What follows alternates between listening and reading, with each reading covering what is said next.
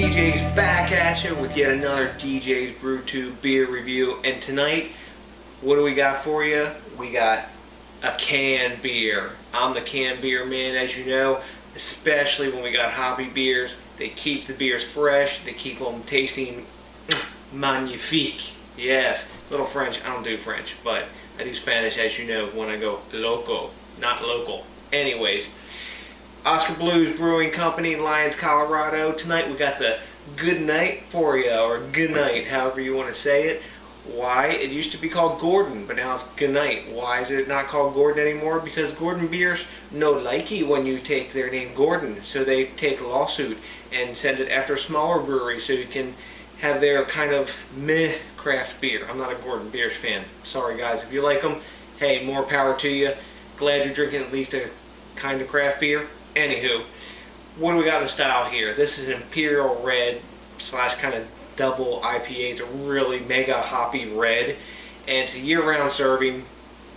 And why was it called Gordon before? Well, it's called Gordon after a guy named Gordon Knight, who was a firefighter and a Vietnam vet, and he died fighting a wildfire in 2002, and Oskar Blues made this beer in his honor.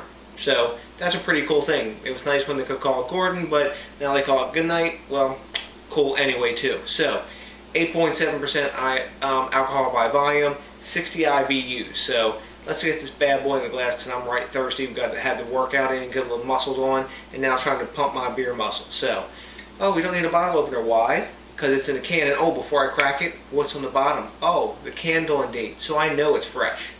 You know, and they also put their fun notes like, what does it say on this one? Muck Fooey under the canned on. I know this one's fresh. Why? Because it's got the date on it. If I bought it and it wasn't fresh and it was out of date and I had the date on the bottom, whose problem is it? It's my problem, not the brewery's fault. I should have drank it sooner. But this one's nice and fresh. Let's get her in the glass and see what we got cracking. Oh, we got the can cracking. That's what we got. No, oh, nice.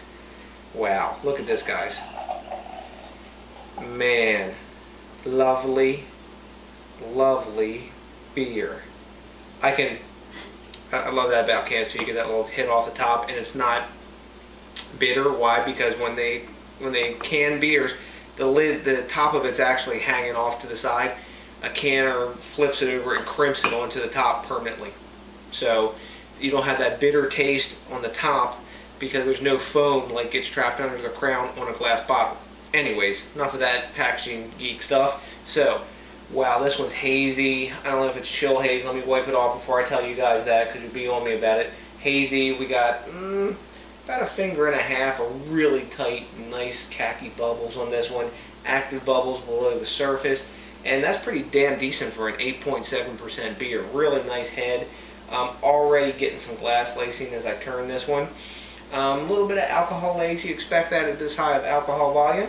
But man, really nice looking beer. Look at that deep amber red color. So you know they put a decent malt bill in this bad boy along with the hops and everything that they got going down here. So let's get a nose on this and see what we got going on.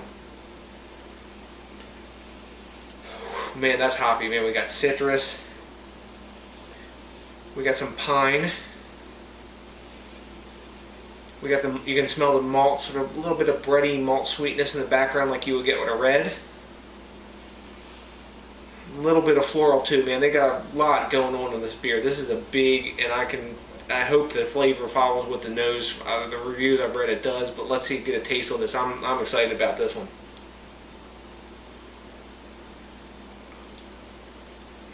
Wow. Big hop punch up front, piney, citrusy, and then you get this bready malt bill that follows that right up in the middle of the tongue with an awesome dry finish. The carbonation in this beer is spot on, guys. I mean, spot on. Really smooth, easy to drink, man. It tastes great. And it goes down without a problem at all. And the problem with this beer that I can see is this is a sneaky beer. You can't taste any bit of the 8.7% ABV that's in this beer. Really smooth. The IBU and the malt and the, I guess, the red part of this beer that they've created really puts a lot of balance, even though there's a boatload of hops in this bad boy. So, man, look at that glass lacing already, guys. Just a gorgeous beer.